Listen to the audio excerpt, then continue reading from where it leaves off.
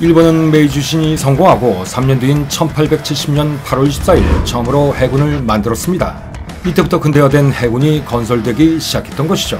그러나 이때까지는 아직 연합함대에 대한 개념은 없었습니다. 연합함대라는 편제는 1884년에 만들어졌는데 당시 일본 해군성에서는 함대 편제령이란 규정을 만들었습니다. 그리고 여기에 함대의 편성, 함대를 구성하는 함의 능력에 따른 명칭을 규정함과 동시에 2개 함대 이상을 집합하여 연합함대를 구성할 수 있다라는 의미로 연합함대를 명시했습니다. 이때부터 비로소 연합함대라는 단어가 일본 해군서에 처음으로 등장하기 시작한 것이죠. 하지만 이때까지만 해도 연합함대는 큰 훈련 때나 전쟁 때 임시로 편성했을 뿐 정규함대로 편제시킨 것은 아니었습니다. 그러면 연합함대는 언제부터 활동하기 시작한 것일까요? 연합함대가 처음으로 편성된 것은 함대 편제령에 적시하기 시작한 10년 후인 1894년부터였습니다. 왜냐하면 그 전까지만 해도 일본 해군은 전체 함대의 규모가 작아 연합함대를 편성할 수준이 못 되었었기 때문이었죠. 그러나 청과의 전쟁이 현실적인 문제로 대두되자 함대의 전투력을 극대화시킬 목적으로 상비 함대로 존재하던 작은 함대를 결집시켜 편성하기 시작하였고 이토 스키우키 중정을 초대 사령장관으로 임명하면서 이때부터 연합함대라는 이름이 정규함대로서 존재하게 됩니다. 그러나 청일전쟁이 끝난 후 연합함대는 바로 해산되었죠. 그리고 다시 편성된 것은 이로부터 10년 후인 러일전쟁의 전운이 감돌기 시작하면서부터였습니다. 하지만 이때의 연합함대도 러일전쟁이 끝나자 다시 해산됐습니다. 그 뒤 일본의 전쟁 행위는 만주사변을 지나 중일전쟁으로 확대되었고 이어 다시 전시체제로 들어서게 되자 1933년 5월부터는 연합함대를 아예 상설화시켜 해산한 일이 없이 그대로 두게 됩니다. 그리고 일본이 완전한 전시체제로 들어서는 1937년부터는 사실상 일본 제국해군을 지칭하는 이름이 되어버렸던 것이죠. 당시 연합함대 사령장관은 일본 해군의 거의 모든 주요 함정을 지휘할 수 있는 권한이 있었습니다. 그리고 그 중책을 짊어졌던 사람은 모두 31명이었죠. 그러나 특히 격렬했던 태평양 전쟁 때에는 사령장관이 전사 또는 순직한 일들이 많았었기 때문에 단기간이었지만 그 당시 대응을 맡았던 해군 제독이 2명 더 있었습니다. 청일전쟁 당시 청해 북양함대는 독일에서 건조한 7,500톤이 넘는 대형 전함인 먼 곳까지 정복한다 라는 뜻의 정원과 역시 먼 곳까지 진압한다 라는 뜻의 진원이 있었습니다. 이들은 305mm 주포내문과 356mm의 튼튼한 장갑으로 무장하고 있어서 당시로서는 어떠한 함포로도 파괴할 수 없는 매우 강력한 군함이었습니다. 이에 반해 일본은 12척의 군함으로 이루어진 작은 함대인데다 그나마도 배수량 5,000톤을 넘는 군함은 단 한 척도 없었기 때문에 청해 함대에 대해 양과 질 모든 면에서 밀리는 상황이었죠. 이 때문에 청이 보유하고 있는 정과 진원은 일본에게는 매우 큰 두려움의 대상이었습니다. 당시 연합함대의 편성은 본대와 제1유격대로 나뉘어졌었죠. 본대의 경우에는 기함인 마츠시마, 이츠쿠시마와 하시타대, 후소와 지요다, 그리고 히에와 아카키, 사이코마루 등 총 8척으로 구성되었고 제1유격대는 기함인 요시노, 나니와 타카치오, 아키치시마 등 4척으로 이루어졌습니다. 이 12척의 군함 중 앞선 브레이크 앤 스팟 2편에서 말씀드린 바와 같이 자국사는 하시타테와 아카키 2척뿐이었고 나머지는 프랑스와 영국에서 주문한 군함들이었습니다. 이 중 프랑스에서 주문한 마츠시마, 이츠쿠시마나 자국산인 하시타테에는 청해 진원과 정원을 상대하기 위해 대구경의 함포가 탑재되어 있었는데 4,200톤밖에 안 되는 작은 크기의 배에 거대한 함포를 억지로 집어넣은 바람에 실제 사용에 되는 큰 무리가 따랐었죠. 또한 일본 황실의 사비인 네탄까지 전용해 영국에 주문해서 만들었던 12,000톤의 신형 전함인 후지는 청일전쟁 당시에는 아직 건조 중인 단계였습니다. 이 때문에 일본의 연합함대는 청일전쟁 개시 직전까지도 강력한 청해 북양함대에 대해 상당히 큰 전력차를 가지고 있었던 것이죠. 하지만 반대로 청 역시 내부적인 문제로 인해 해군 운용에 적지 않은 문제가 발생하고 있는 형편이었습니다. 그것은 일본 제국의 흥망 청일전쟁편에서 이미 언급한 대로 당시 청은 세계 최강급 전함이라고 하는 정원과 진원을 가지고는 있었지만 당시 실권을 쥐고 있던 서태후의 환갑잔치를 위해 해군 예산으로 정해진 3천만 년이 넘는 거금을 황질정원인 이원죽 측에 죄다 써버렸기 때문이었죠. 이에 정작 함포에 사용할 포탄을 제대로 구입하지 못했고 두 전함을 보조할 신형 전투함도 확보하지 못했었기 때문이었습니다. 당시 3천만 량의 돈이면 34,000톤급의 순양함을 10척 이상 구입할 수 있는 어마어마한 금액이었습니다. 그러나 이 돈은 서태후 한사령의 입속으로 허망하게 모두 들어가 버리고 말았던 것이죠. 만약 이 돈이 온전히 국방 예산으로 전용됐었다면 아마도 청일전쟁의 결과는 상당히 달라졌을지도 모를 일입니다. 어쨌든 앞서 말씀드린 바와 같이 청일전쟁 당시 일본 연합함대의 기함이었던 마츠시마나 이츠쿠시마는 프랑스에서 건조한 4277톤급의 고속 방호 순양함들이었습니다. 그러나 청일전쟁 이전부터 급격히 가까워진 영국과의 전략적인 관계에 따라 이후부터 일본은 세계 최고의 건함 기술력으로 당시 전함의 트렌드를 주도하고 있던 영국의 주요 함정의 건조를 의뢰하기 시작합니다. 이에 2478톤급의 치오다와 3700톤급의 나니어부터는 영국에서 건조되기 시작하죠. 물론 이 함정들 역시 19노트 이상의 고속 함정들이었으며 특히 1893년 역시 영국에서 건조한 최신의 함이자 제1유격함대의 기함이 되는 4217톤급의 요시노는 이들보다 더 빠른 22.5노트 이상의 회속을 자랑하는 세계 최고 수준의 고속 순양함이었습니다. 이렇듯 당시 일본 연합함대는 미해군의 순양함들을 제외하면 세계에서 가장 빠른 함정들로 진영을 일색한 고속 수상단대로 이루어지게 되죠. 그럼 여기서 당시 일본의 주요 순양함들의 무장을 한번 살펴보겠습니다. 영국 암스트롱 조소서에서 주문한 고속 순양함 요시노를 기준으로 함대 기함으로 쓰인 마츠시마급을 제외한 일본 해군의 주요 함선에 탑재된 함포는 무연 화약을 사용하는 강력한 영국 암스트롱사의 49경 15.1cm 단장 속사포 4문, 역시 암스트롱사의 49경 12cm 단장 속사포 8문, 그 밖에 대어뢰정용으로 49경 7.6cm 단장 속사포 6문과 오츠키스 43.5경 4.7cm 단장 속사포 6문 등을 장비하고 있었고, 그 밖에 대항 공격용으로 35.6cm 단장 고정식 수상 어뢰발사관 4기도 함께 장착하고 있었죠. 거기에다 영미 해군처럼 일본 해군도 거의 모든 순양함에 맥심 기관총 개발 전까지 최고의 연사 효율성을 가지고 있던 노든펠트 배럴 기관총이라는 위력적인 다구형 발사관도 채택하고 있었습니다. 특히 이 무기체계는 10발에서 최대 12발의 소총 구경이나 덕훈 구경의 배럴을 이용해 단 3분 만에 무려 3000발의 탄약을 발사할 수 있을 정도로 호성능을 자랑했었습니다. 이렇듯 일본 해군은 함포 규형은 북양 함대의 주력함인 정원과 진원보다는 열세였지만 각 함에 각종 속사포를 체계적으로 배치하고 있었고, 거의 모든 함정의 속도가 19노트 이상으로 당시 세계에서 가장 빠른 군함들이었습니다. 그리고 함포의 포구속도 역시 정예 함포에 비교할 수 없을 정도로 빠른 속사포들이었죠. 이 때문에 속사포 전술과 기동용을 10분 활용한 일본 함대는 정예 북양 함대를 충분히 유린할 수 있었던 것입니다. 그럼에도 북양함대의 기함 정원과 진원의 30cm 측면 강철 장갑은 당시 일본 해군이 보유하고 있던 어떤 함포로도 파괴할 수 없었습니다. 더구나 독일에서 생산된 이 두 척의 거함은 최신식 디자인으로 설계되어 있었고, 각각 거의 8km의 사정거리를 자랑하는 독일 크룹사에서 제조한 4개의 30.5cm 주포로 무장하고 있었죠. 더구나 배전의 장갑 역시 35.6cm 강철 장갑판으로 되어 있어서 어지간한 포탄은마저도 튕겨낼 정도라 훌침함이나 다름이 없었습니다. 그러나 약점이 있었죠. 그것은 배가 너무 무겁다 보니 대신 최고 속도가 15노트에 불과해 기동용 거의 빵점에 가까웠던 것입니다. 거기다 또 다른 문제는 좌우연측에 설치된 주포 내문이 모두 전방을 향해 있었고, 뱃머리에 거대한 충각을 장착하여 뱃머리로 적 함정을 들이받을 수 있도록 설계되어 있었다는 점이었습니다. 이런 것들이 결국 빠르게 이동하는 목표물을 조준 사격해야 하는 근대 해전에서는 오히려 큰 약점이 되고 말았던 것입니다. 하지만 일본도 이 점에서 무식하긴 마찬가지였죠. 거포와 강철 장갑이라는 강박관념에 사로잡힌 일본 해군은 청전함의 이런 약점에도 불구하고 부디 정원과 진원의 장갑을 관통할 수 있는 32cm 함포를 장비한 고속 순양함 3척을 프랑스에 특별히 주문했던 것입니다. 이것이 바로 앞서 언급한 작은 선체에 거대한 주포 한 분만을 달랑 탑재한 당시 연합함대 기함으로 쓰이던 마츠시마급 방호 순양함이었습니다.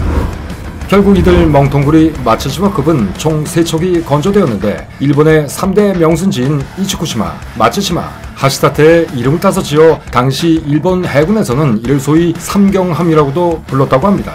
여튼 이들 마츠시마급 순양함 역시 소형 선체에 대구경 함포 함문을 장비하는 바람에 포탑을 돌면 배가 기울고 포를 쏘면 그 후폭풍으로 배 침로가 바뀌는 등 문제가 속출했었죠. 실제로 이런 이유로 황해전에서 32cm 주포를 발사한 숫자가 이츠쿠시마는 5발, 하시타테는 겨우 4발에 불과했었다고 합니다. 결국 이 해전에서 결정적인 필살기가 된 것은 거함에 달린 거포가 아닌 앞서 말씀드린 빠른 기동과 그에 따른 속사포의 연타였었죠. 어쨌든 청일전쟁의 결정적 전투가 된 황해해전에서 일본은 자신들만의 전략과 프랑스에서 전수받은 전술로 압승을 거두었습니다. 앞서 브레이큰 스팟 2편에서 언급했던 청글전쟁에서 입증된 고속 기동함대에 의한 속사포 전술이라는 새로운 해전의 메커니즘이 다시 한번 입증된 셈이었죠.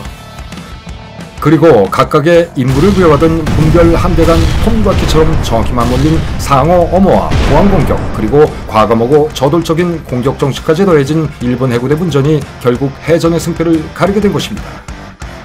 황해해전이 끝난 뒤인 1895년 7월 영국의 그림 그리라는 월간지가 이 해전을 자세히 소개했습니다.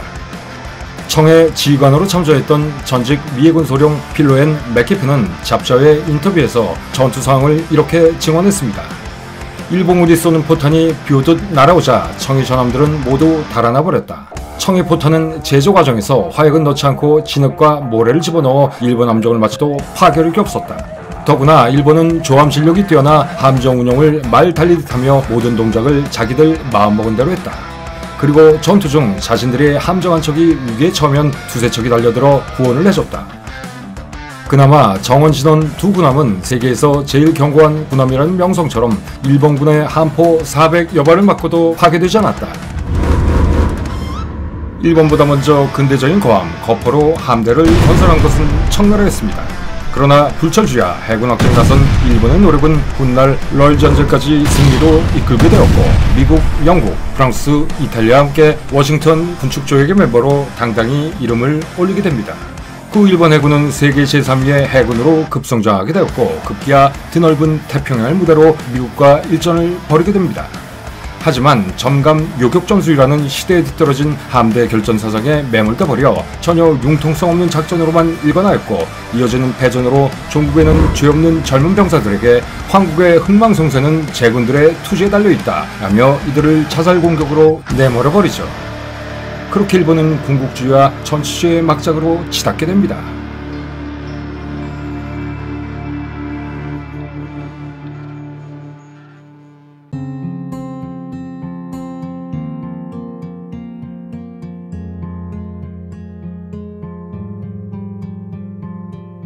연합함대는 제국주의 시대 일본에게 있어 가장 영광스러운 일이며, 과거의 영광을 그리워하는 일본 우익들에게는 후일본 제국의 상징과도 같은 존재입니다. 하지만 이 영광의 이름을 위해 410척의 함선이 바다 밑으로 가라앉았고 2만 6천 대의 비행기가 추락했으며 40만 9천여 명이 목숨을 잃었습니다. 그야말로 연합함대는 한 시대의 영광과 오역, 그리고 비극을 함께 품고 있는 이름인 것이죠. 일본이 왜 전쟁에서 패배한 것인가에 대해 단순히 미국보다 모든 면에서 열세였기 때문이라고 말하는 것은 문제의 핵심을 비켜나가는 것입니다. 일본이 전쟁에서 패배한 것은 바로 그들 자신에게 가장 큰 문제가 있었기 때문이었죠. 일본군은 처음에는 번뜩이는 아이디어로 누구도 생각하지 못한 큰 성공을 거두었습니다. 하지만 그것이 아주 드문 경우란 것을 그들은 깨닫지 못했고 언제나 그 방식이 통한다고 믿었습니다. 또한 정확한 근거에 따라 판단을 내리기보다는 자신의 생각이 언제나 옳다고 믿었으며 패배를 하면 그것을 인정할 줄 모르고 감추기에만 급급했습니다. 여기에다 영공서열과 자기 믿음만을 중시해 합리적인 의견을 내는 부하들을 무시하고 파벌에만 집착해 능력 있는 사람보다는 자기와 가까운 사람들에게만 충책을 맡겼습니다. 즉 가장 중요한 요점들에서 그들은 이미 패전의 씨앗을 키우고 있었던 것이었죠. 결국 그들은 자신들의 문제를 전혀 파악하지 못하고 더 강한 상대와 싸우려고 했었던 것입니다.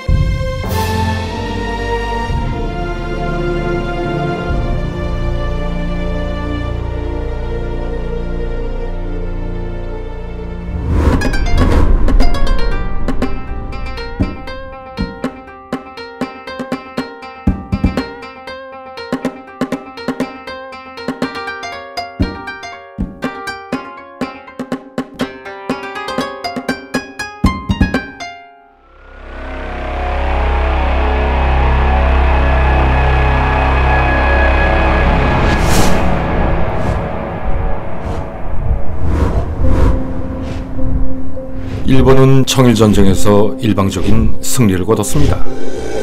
그 결과 라오뚱관도와 타이안을 뺀 데 성공했고 또한 어마어마한 배상금도 받아냈습니다. 그리고 이 모든 것들은 다음 침략전쟁의 발판이 되었습니다. 이로써 일본은 전쟁국가로서의 길로 완전히 들어서게 된 것입니다. 그러나 대신 일본은 다음 세대에 더욱 부강해질 수 있었던 성숙한 민주국가로 가는 길을 영영 잃어버리고 말았습니다.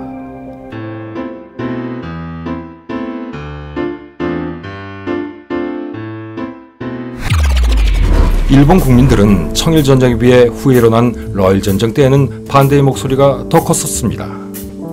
그 이유는 러일전쟁은 청일전쟁과는 달리 거의 도박에 가까울 정도로 모든 역량을 쥐어짜듯 치르던 힘든 전쟁이었고 그 인명피해도 매우 컸었기 때문이었죠.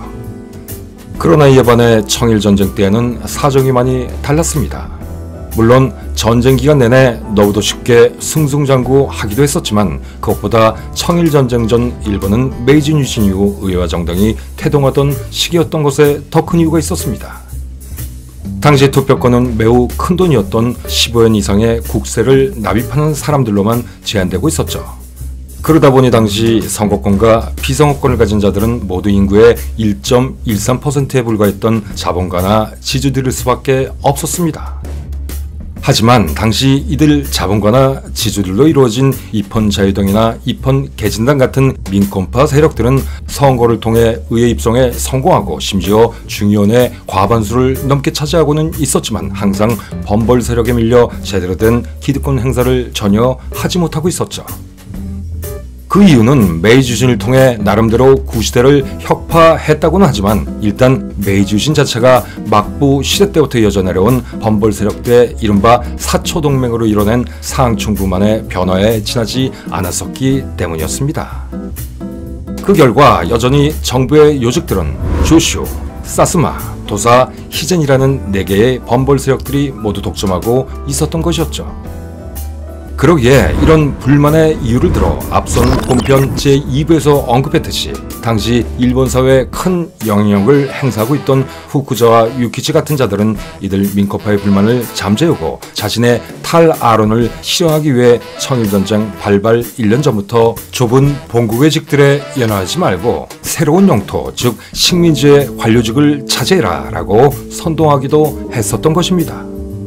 이 말은 조선이나 중국 각처를 일본의 세력권으로 편입시킨 후 민당, 즉 민권 세력들로 하여금 식민지라는 신천지로 진출해 차선의 이권과 요직을 차지하라고 꼬드긴 것이었습니다. 거기에다 당시 일본에는 민권파나 반정부 세력이라 할지라도 외교, 군사에 관해서만은 막부 시대부터 맺은 미국 등 열강들과의 불평등 조약에 대한 불만들이 아주 많았습니다.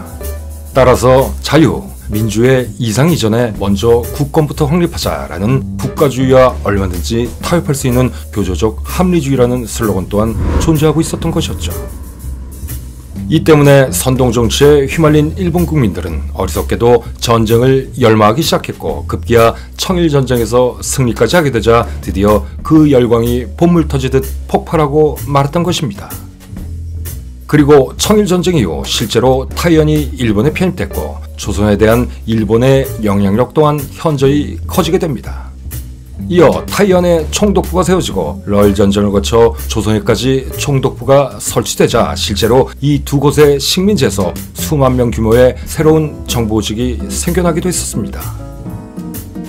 이렇듯 당시 일본은 폭발적으로 변화하던 사회구조와 인구 증가에 대한 새로운 파이가 필요했고 정한론자들은 이런 사회현상을 자신들의 탐욕스러운 침략 욕구에 편승시켜 적극적으로 활용하기 시작했던 것이었죠.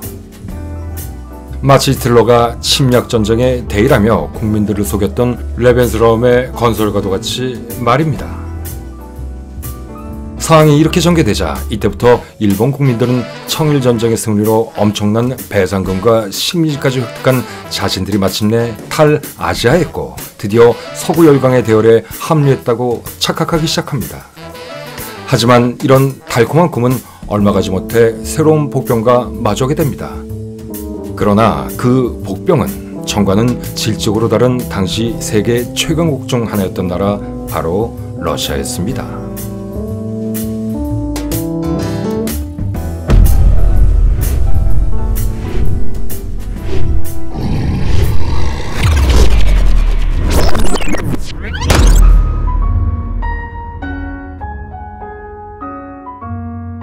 당시 러시아는 16세기에 이미 동쪽 시베리아를 넘어 태평양 연안까지 국경을 넓혔고 1689년에는 네레친스크 조약으로 청과의 국경선도 정리했습니다. 이때부터 러시아는 유럽에서 태평양에 맞닿은 거대한 영토를 확보하게 되죠. 그러나 이렇듯 러시아가 아무리 동쪽으로 영토를 확장해 나가도 치명적인 열등함이 하나 있었으니 그것은 바로 얼지 않는 항구, 즉 부동항의 부재에 대한 목마름이었습니다. 이 당시 러시아는 끊임없이 바다로 진출하려 했었고 이에 19세기 중반부터 그 진출로의 목표를 흑해로 삼게 됩니다. 이에 그리스 정교도를 보호하겠다는 구실로 당시 흑해를 지배하고 있던 오스만 제국으로 치고 들어갔고 1853년 결국 오스만 제국과 크림 전쟁을 벌이게 됩니다. 하지만 러시아를 견제하던 영국이 오스만 제국을 지원하는 바람에 러시아는 결국 이 전쟁에서 패하고 말았고 어쩔 수 없이 눈물을 머금고 흑해 진출을 포기해야만 했었죠. 반면 이 시기 영국은 1858년 해가 지지 않는 대영 제국의 빛나는 보석 인도를 추가합니다. 그리고 인도는 영국에게 엄청난 부를 안겨주게 되죠. 이것을 바라만 보던 러시아, 이들은 커다란 질투심과 복수심에 이대로 마음을 접을 수가 없었습니다. 결국 러시아는 영국의 빛나는 보석 인도에 직접적인 압박을 가하기로 결심합니다. 이 일환으로 러시아는 앞서 본편 제2부에서 말씀드린 바와 같이 청과의 1, 2분쟁처럼 인도의 사이에 있는 중앙아시아의 이슬람 왕국들과 토호국을 계속 공격해 손쉽게 이들을 흡수해 나갔습니다. 이에 위기의식을 느낀 영국은 남아하는 러시아를 막기 위해 총력을 기울이기 시작하죠. 당시 인도를 사활적 이익이 걸린 지역으로 여기던 영국은 당연히 신경을 곤두설 수밖에 없었습니다. 더구나 이미 러시아가 6개월 전 전략적 요충지인 아프가니스탄 북부 현재 투르크메니스탄의 메르프 지역을 교묘하게 합병한 뒤 영국의 경계심은 극에 달한 상황이었습니다. 이렇게 당시 영국과 러시아가 첨예하게 대치했던 각축장이 바로 아프가니스탄 지역이었었죠. 아프가니스탄, 인도와 중국에 접해 있고 중앙아시아와 지중해, 아시아 연결로의 정중앙에 끼어 있는 곳. 그때도 지금도 가해온 이곳 아프가니스탄은 이방인들의 탐욕에 파람잘 날이 없었던 것입니다. 어쨌든 1885년 러시아는 아프가니스탄 북쪽에 판대에 주둔하고 있던 아프가니스탄 방위군을 공격하고 아프가니스탄 일부를 점령했습니다. 인도를 공격하기 위한 전초기지를 확보하기 위함이었었죠. 그 러시아가 판대를 점령했다는 소식이 일주일 뒤 런던에 전해지고 이 급작스러운 사태로 영국인의 혼란 상태에 빠집니다. 런던 증권거래소에는 연일 폭락장이 연출됐고 당시 집권당이었던 글래디스톤 자유당 내각은 1100만 파운드의 전시 예산까지 배정받기 이릅니다.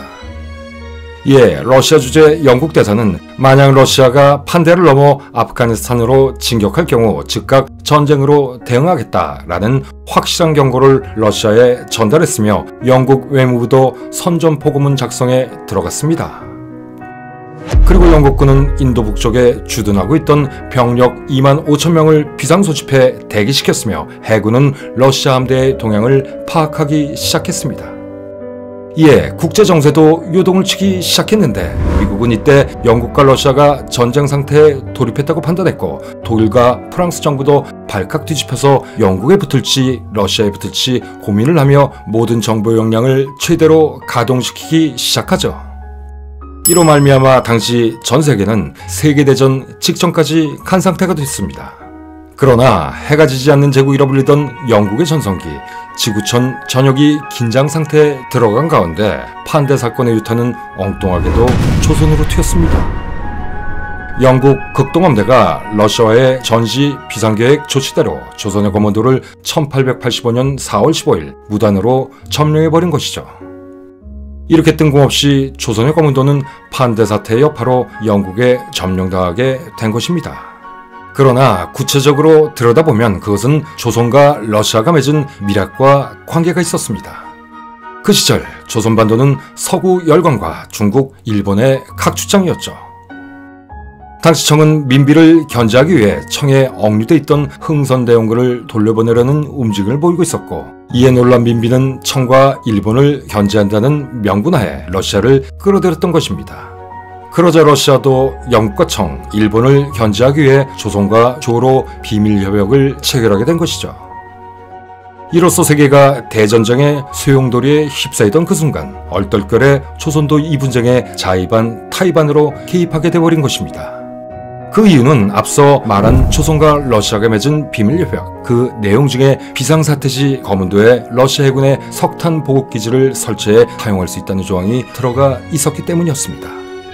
이 일을 간파한 영국이 선수를 쳐 먼저 해군을 파견한 것이고, 영국 해군은 러시아의 판대 점령 소식을 접하고 정확히 일주일이 지난 4월 15일 러시아 극동함대 기항인 블라디보스톡을 위협하기 위해 거문도를 점령해버린 것이죠. 이에 러시아도 매우 날카롭게 반응하며 원산과 제주도에 출병해 이에 대응하겠다는 경고를 영국에 보냅니다. 하지만 세계대전 직전까지 갔던 상황에서 영국이나 러시아는 전쟁이 부담스럽습니다. 만약 전쟁의 도화선에 불이 붙으면 초강대국이었던 영국과 러시아 둘 중 하나, 혹은 두 나라 모두 회복하기 힘든 심대한 타격을 입을 것이 자명했기 때문이었죠. 결국 이들은 전쟁 직전에 상황을 수습합니다. 그리고 1887년 여름 영국과 러시아는 가까스로 아프가니스탄 국경에 대해 판대 지역을 중립화한다는 합의로 사건을 종결지었고, 조선 거문도를 점령하고 제멋대로 해밀턴 항구라고 이름까지 붙였던 영국군도 이때서야 물러납니다. 그러나 판대 사건의 파장은 여기서 끝났을까요? 그렇지 않았습니다. 이처럼 러시아의 남진의 골몰을 앓던 영국은 1902년 마침내 일본과 전략적 동맹, 이른바 영일동맹을 맺게 됩니다. 그리고 영국 내부에서도 변화가 있었습니다. 판대 지방의 중립화지대 합의로 사건은 종결됐지만 영국 국민들은 강경론을 부르짖던 보수왕에게 몰표를 던져줘 정권을 바꿔버린 것이죠. 1813년부터 1907년 영러 협상까지 거의 100년 가까이 진행된 러시아의 남하와 이를 막아서는 영국의 싸움, 역사에서는 이를 그레이트 게임이라고 부릅니다. 영국과 러시아가 각자의 야망을 위해 전 세계를 체스판으로 상정하고 게임을 한 것을 이르는 말이죠. 근대사의 커다란 언덕이었던 그레이트 게임, 그러나 아직도 끝나지 않은 게임. 판대 사태가 일어나고 92년이 지난 뒤 소련군이 다시 아프가니스탄을 침공했고, 아프가니스탄 민중의 끈질긴 저항으로 소련군이 막대한 피해를 입고 물러나자 지금은 러시아 대신 미국이 이곳에 들어와 전쟁 얘기를 하고 있습니다. 강대국과 강대국 사이의 알력으로 제3국이 피해를 입는 행태, 예나 지금이나 본질적으로 변한 게 하나도 없습니다.